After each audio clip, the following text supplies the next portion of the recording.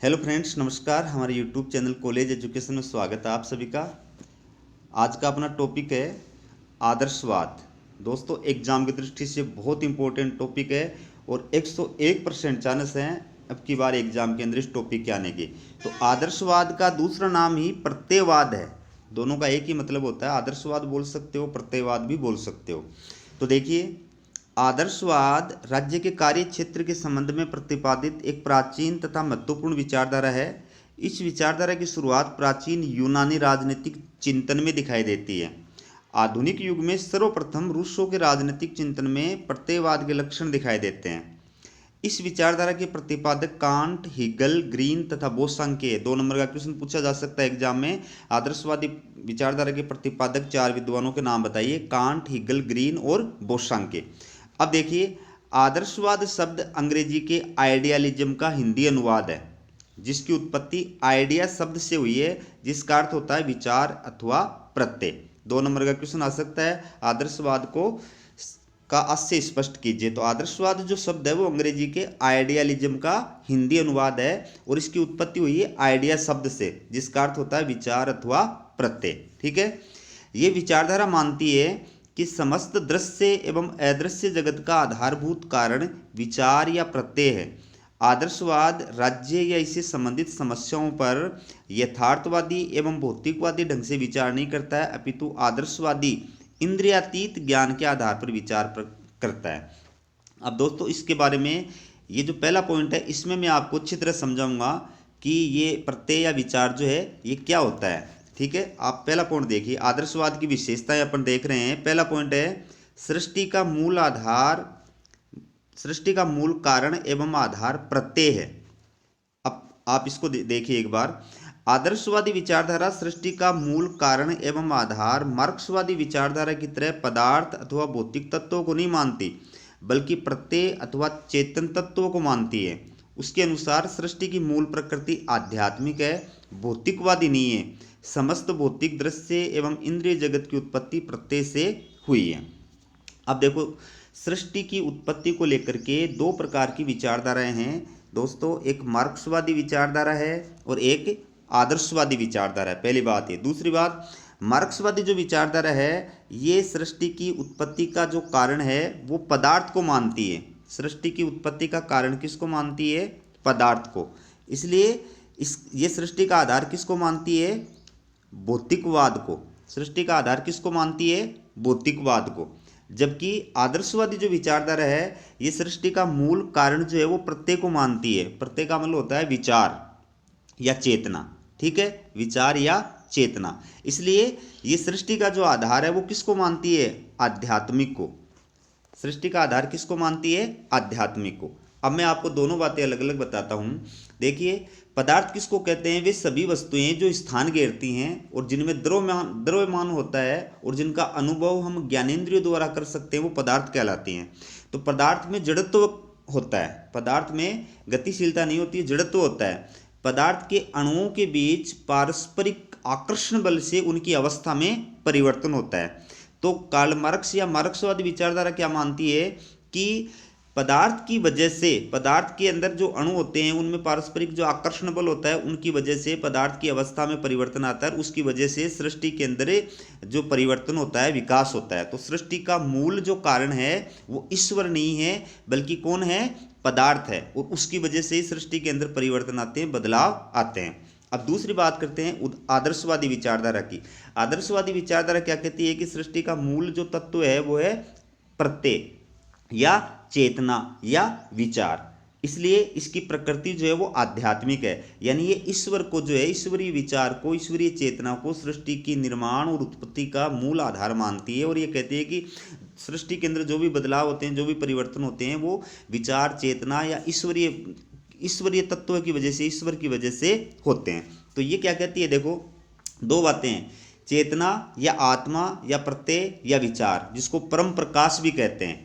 तो ये चेतना जो होती है, विचार जो होता है, वो स्वयं में गतिशील तत्व होता है। ठीक है। तो व्यष्टि की बात कर रहे हैं और समष्टि। समष्टि का मतलब ये संसार और व्यष्टि का मतलब जीव। तो जीव के अंदर जो चेतन तत्व है उसको आत्मा कहा जाता है, और समष्टि यानी सृष्टि के अंदर जो चेतन तत्व है उसको ब्रह्म कहा जाता है, यानी ईश्वर कहा जाता है। तो जीव केंद्र भी ब्रह्म है और इस संसार के अंदर भी ब्रह्म है, समष्टि रूप में जो चेतन तत्व है ब्रह्म है। तो इसका मतलब आदर्शवादी मानते हैं कि इस सृष्टि की उत्पत्ति ईश्वर के द्वारा की गई है और इस दुनिया के अंदर, इस संसार के अंदर जो भी बदलाव और जो भी परिवर्तन होते हैं वो ईश्वर की वजह से होते हैं। ठीक है, तो ये दोनों के अंदर डिफरेंस है। तो पहले जो विशेषता आदर्शवाद की वो क्या है कि ये सृष्टि का मूल कारण एवं आधार प्रत्येक को मानते हैं और ये कहते हैं कि विचार या चेतना या ईश्वर की वजह से जो है वो सृष्टि की उत्पत्ति हुई है और इस सृष्टि का के अंदर जो बदलाव और परिवर्तन हैं वो होते हैं। दूसरी विशेषता देखिए, राज्य एक नैतिक संस्था है। देखिए, आदर्शवादी राज्य को भौतिक आवश्यकताओं की पूर्ति का साधन मात्र न मानकर उसे एक ऐसी नैतिक संस्था मानते हैं जो मानव व्यक्तित्व के पूर्ण विकास के लिए बहुत महत्वपूर्ण है। जिस प्रकार समाज में परिवार, मंदिर आदि संस्थाएं व्यक्ति को नैतिक दृष्टि से पूर्ण बनाने का प्रयत्न करती हैं, वैसे ही राज्य व्यक्ति के नैतिक विकास में सहायक है। राज्य के बाहर व्यक्तित्व का पूर्ण विकास नहीं हो सकता। तो मार्क्सवादी जो विचारधारा है वो राज्य को एक भौतिक संस्था मानती है जिसका निर्माण मनुष्य ने अपने स्वार्थ के लिए किया है, मतलब शोषक वर्ग ने शोषित वर्ग का दमन करने के लिए किया है। लेकिन आदर्शवादी जो है वो राज्य को एक नैतिक संस्था मानते हैं और ये कहते हैं कि भाई मानव के व्यक्तित्व का विकास करना, मानव को एक नैतिक प्राणी बनाना जो है वो राज्य का उद्देश्य है। ठीक है, अगली विशेषता है राज्य एक स्वाभाविक संस्था। देखिए, सभी आदर्शवादियों ने व्यक्तिवाद एवं उपयोगितावाद के इस मत का खंडन किया है कि राज्य एक कृत्रिम संस्था है जिसकी स्थापना मनुष्य ने अपने भौतिक स्वार्थों और हितों की प्राप्ति के लिए की है। लेकिन प्रत्ययवादी राज्य को एक स्वाभाविक और प्राकृतिक संस्था मानते हैं। अब बात करते हैं अपन कि मार्क्सवादी जो विचारधारा है या व्यक्तिवादी जो विचारधारा है या उपयोगितावादी जो विचारधारा है, ये सभी विचारधाराएं राज्य को एक कृत्रिम संस्था मानती हैं और ये कहती हैं कि मनुष्यों ने अपने फायदे के लिए, अपने हित के लिए, अपने भलाई के लिए और इसका निर्माण किया है, इसलिए ये एक कृत्रिम संस्था है, प्राकृतिक नहीं है बल्कि कृत्रिम संस्था है। जबकि आदर्शवादी जो विचारधारा है वो राज्य को एक स्वाभाविक और प्राकृतिक संस्था मानती है कि वो ये कहती है कि भाई राज्य जो है वो विचार चेतना का परिणाम है, उसका निर्माण मनुष्यों ने नहीं किया है बल्कि वो स्वाभाविक रूप से विकसित हुई है, उत्पन्न हुई है। अगली जो विशेषता वो देखिए, राज्य साध्य है, साधन नहीं। देखिए, आदर्शवादी विचारधारा राज्य को एक साधन नहीं बल्कि एक साध्य मानती है। उसका मानना है कि राज्य की सत्ता और अधिकार सर्वोपरि हैं। राज्य का अपना व्यक्तित्व और इच्छा होती है। राज्य प्रमुख होता है और व्यक्ति गौण होता है, इसलिए राज्य नागरिकों से अपना सर्वस्व बलिदान करने की मांग कर सकता है। तो आदर्शवादी विचारधारा क्या मानती है? राज्य को साध्य मानती है और व्यक्ति को साधन मानती है। उनका कहना है कि राज्य की सत्ता और अधिकार ही सर्वोपरि हैं। राज्य का अपना व्यक्तित्व होता है, अपनी इच्छा होती है, राज्य प्रमुख होता है, व्यक्ति महत्वपूर्ण नहीं होता है, इसलिए व्यक्ति को राज्य के लिए अपना सब कुछ बलिदान करने के लिए भी तैयार रहना चाहिए। अगली जो विशेषता है वो देखिए, राज्य की सावयवी धारणा में विश्वास। देखिए, आदर्शवादी मानते हैं कि राज्य व्यक्तियों का एक समूह मात्र नहीं है अपितु स्वयं एक व्यक्ति है। वे मानते हैं कि राज्य एक आध्यात्मिक एवं मानसिक प्राणी है जिसका अपना अमूर्त शरीर है। उन्होंने अपनी इस धारणा के आधार पर निम्न निष्कर्ष निकाले हैं।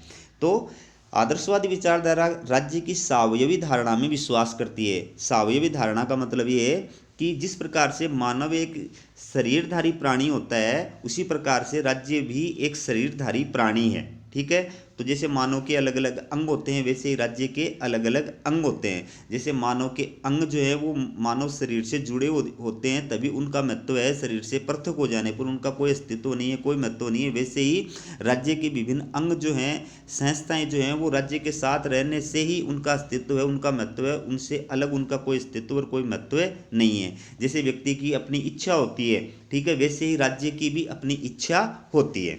तो ये सभी सावयवी धारणा के अंदर विश्वास किया जाता है। सावयवी धारणा के अंदर विश्वास करने के निष्कर्ष देखिए, पहला है राज्य एक नैतिक व अमूर्त प्राणी है जिसके पास अपनी इच्छा है, जिसे सामान्य इच्छा कहा जाता है। तो सावयवी धारणा कि जैसे राज्य एक प्राणी है ना, ठीक है, वो मूर्त प्राणी है, उसको अपन व्यक्ति जो है एक प्राणी है और मूर्त प्राणी है, उसको अपन देख सकते हैं और उसकी अपनी इच्छा होती है। वैसे ही राज्य भी एक प्राणी है लेकिन वो अमूर्त प्राणी है, राज्य को हम देख नहीं सकते हैं, ठीक है, उसकी भी अपनी इच्छा होती है। जैसे व्यक्ति की इच्छा होती है वैसे ही राज्य की भी अपनी इच्छा होती है, और उस इच्छा को क्या नाम दिया है? सामान्य इच्छा नाम दिया है। दूसरा निष्कर्ष है, राज्य के पास अपना व्यक्तित्व है तथा अपनी इच्छा शक्ति भी है, अतः उसके अपने जीवन के निश्चित लक्ष्य और उद्देश्य हैं। तो राज्य की तुलना मानव शरीर से की है, मानव से की है। तो उसमें अगला जो निष्कर्ष है वो क्या बताया है कि जैसे व्यक्ति का अपना व्यक्तित्व होता है, अपनी इच्छा होती है, अपने जीवन के निश्चित लक्ष्य होते हैं, उद्देश्य होते हैं, वैसे ही राज्य भी एक अमूर्त जीवधारी प्राणी है। इसलिए उसका भी अपना व्यक्तित्व है, अपनी इच्छा है, उस राज्य के भी अपने लक्ष्य हैं और उद्देश्य होते हैं। ठीक है।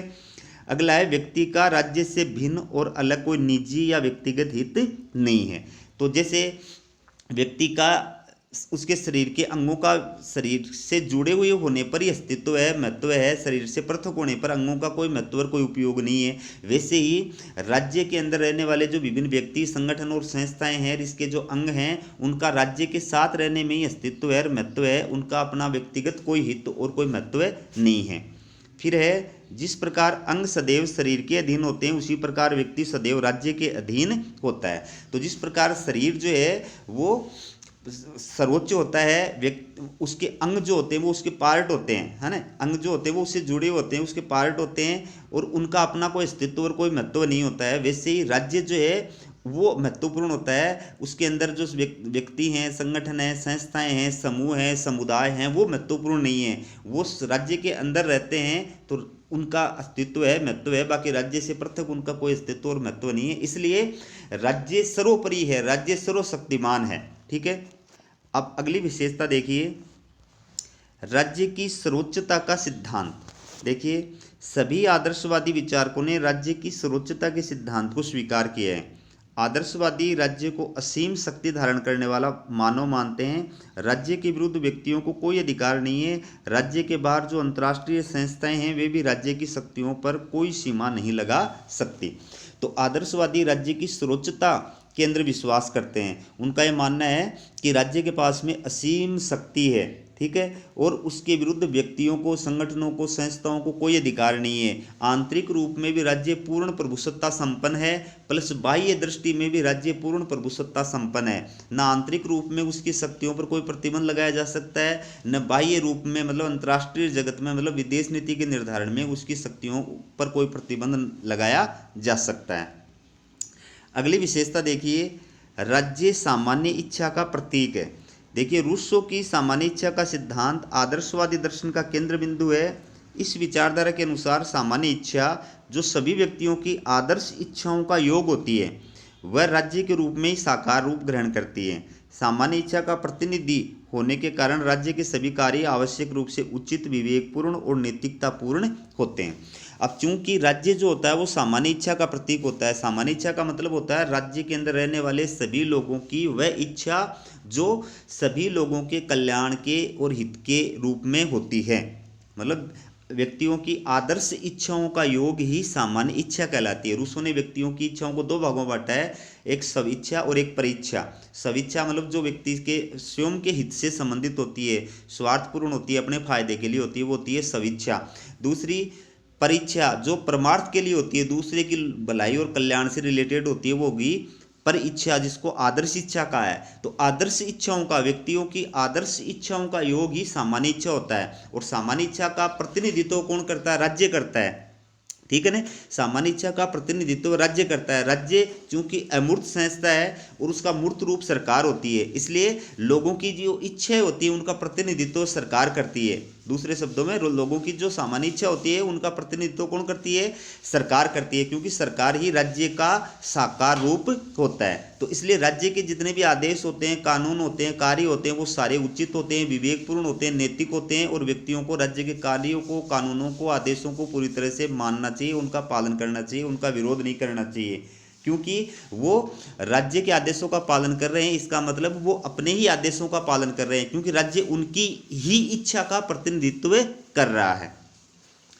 अगली जो विशेषता है, राज्य अधिकारों का जन्मदाता है। देखिए, सभी आदर्शवादियों ने प्राकृतिक अधिकार सिद्धांत का खंडन किया है। वे राज्य से पहले अथवा राज्य के अभाव में व्यक्ति के ऐसे किसी भी प्रकार के अधिकार की कल्पना नहीं करते हैं। उग्र आदर्शवादी राज्य को अधिकारों का जन्मदाता मानते हैं, किंतु उदार आदर्शवादी राज्य को अधिकारों का जन्मदाता नहीं अपितु संरक्षक मानते हैं।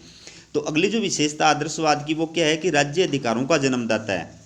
देखिए कुछ जो विचारधाराएं हैं, जैसे जॉन लोक ने कहा था कि प्राकृतिक अधिकार, व्यक्ति को प्राकृतिक अधिकार प्राप्त होते हैं, जीवन का अधिकार, संपत्ति का अधिकार, स्वतंत्रता का अधिकार, ये व्यक्ति के प्राकृतिक अधिकार हैं और इन अधिकारों की रक्षा करने के लिए राज्य का निर्माण किया है, सरकार का निर्माण हुआ है। ठीक है, लेकिन आदर्शवादी विचारधारा कहती है कि राज्य अधिकारों का जन्मदाता है, यानी राज्य ने अधिकारों को जन्म दिया है। अधिकारों के पेटे राज्य का जन्म नहीं हुआ है, राज्य ने अधिकारों का जन्म दिया है। राज्य से पृथक कोई व्यक्ति के अधिकार नहीं होते हैं। ठीक है ना, इसलिए राज्य के अभाव में व्यक्ति के किसी भी प्रकार के अधिकार की कल्पना नहीं की जा सकती है। राज्य ही अधिकारों का जन्मदाता है, राज्य अधिकारों का संरक्षक है।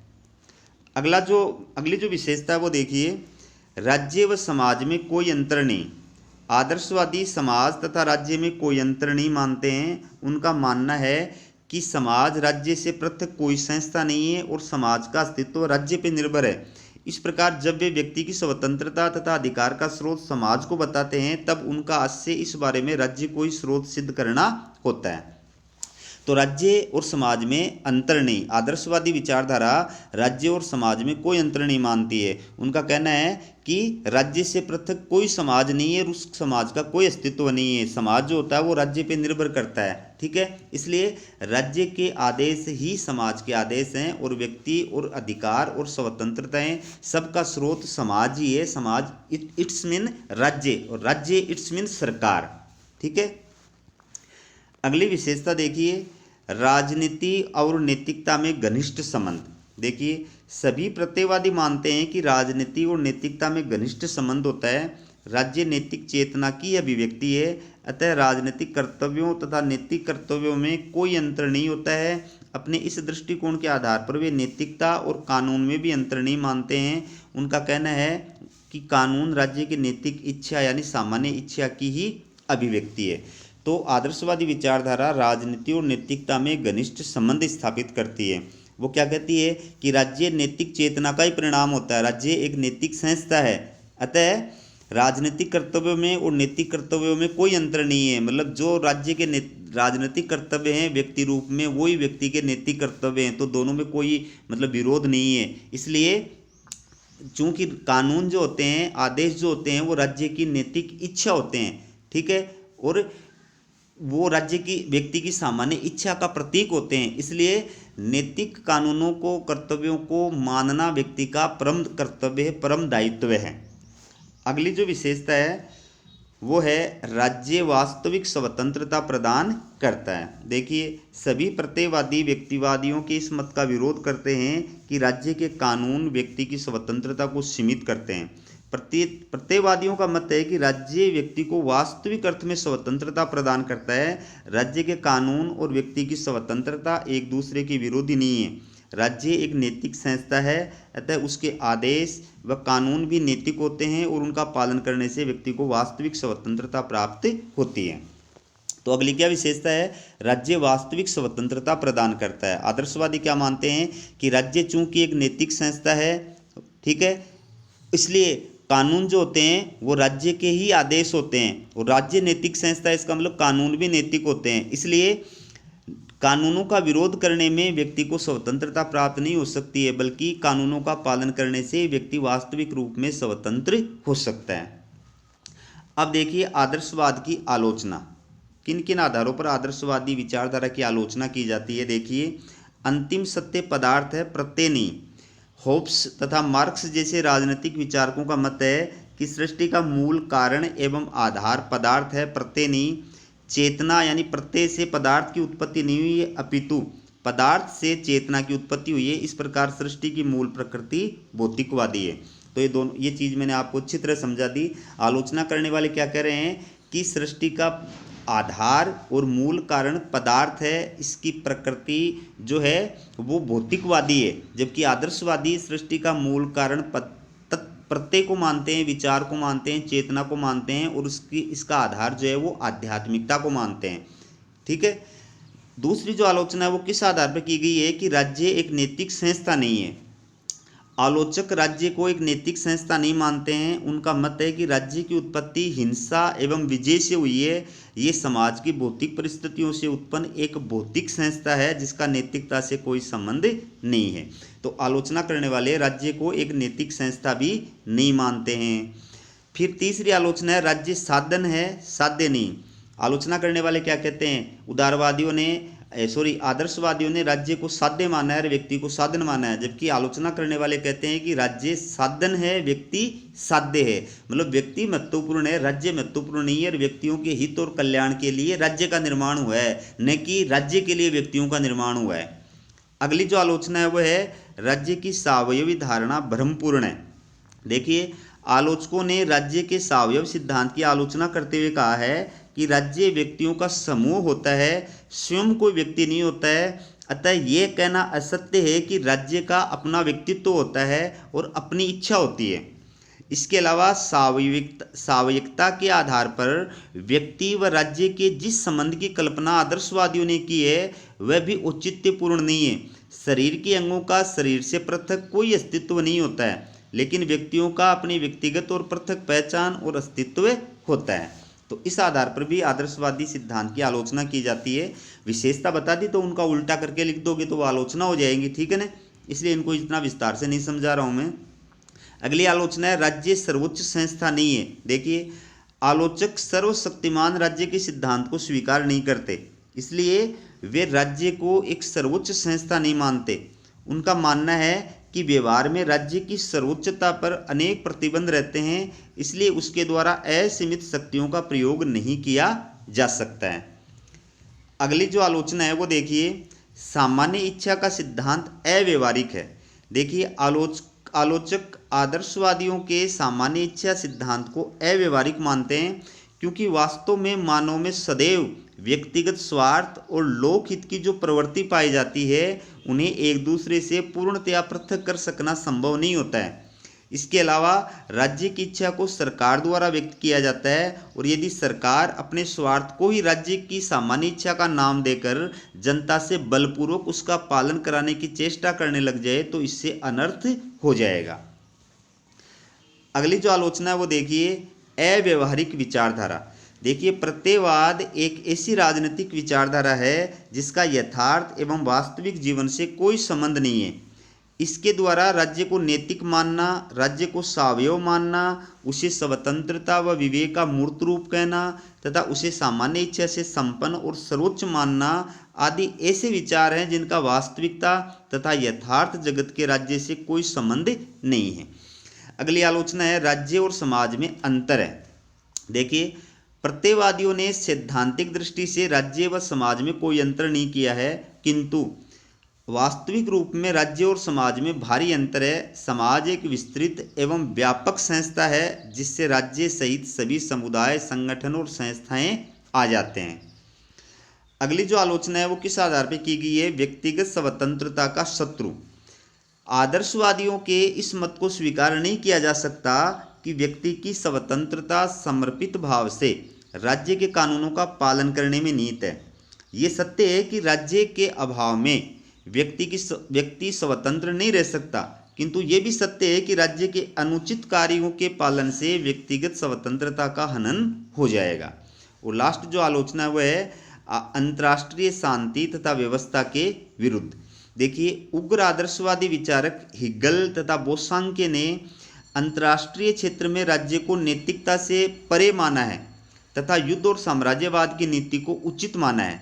आदर्शवादियों के ये विचार अंतर्राष्ट्रीय शांति और व्यवस्था के लिए घातक एवं संपूर्ण मानव जाति के लिए विनाशकारी हैं। फांसीवाद और नाजीवाद जैसी विचारधाराओं का जन्म आदर्शवादी विचारधारा से ही हुआ था। तो दोस्तों, ये आपका जो है आदर्शवाद संबंधी टॉपिक है, बहुत इंपॉर्टेंट टॉपिक है एग्जाम की दृष्टि से। वीडियो आपको कैसा लगा कमेंट करके ज़रूर बताएं और चैनल को सब्सक्राइब करें ताकि मैं ऐसे वीडियो और भी आपके लिए बना सकूं और ऐसे वीडियो जो है वो आपके पास पहुंच सकें। हमारा चैनल देखने के लिए आपका बहुत बहुत धन्यवाद।